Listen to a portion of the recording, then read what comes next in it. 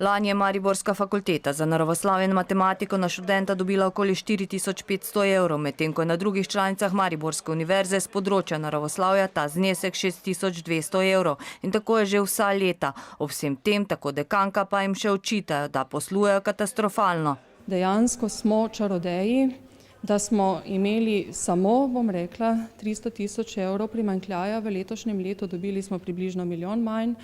In vsi ukrepi, ki jih pri nas izvajamo in obremenitve zaposlenih presegajo že vse meje zdravega razuma. Na Mariborski univerzi sicer priznavajo, staro uredbo je bil študij naravoslovja dejansko uvrščen v višjo študijsko skupino. Toda ključen problem, s katerim se sooča univerza, je, da od financerja univerza doslej ni prejela za izvajanje takšnega obsega nepedagoških študijskih programov, kot jih izvaja Fakulteta za naravoslovje in matematiko, dodatnih sredstev. Tole 5-letno pravzaprav odlašanje ureditve financiranja Fakultete za naravoslovje in matematiko pravzaprav zelo čudi in preseneča.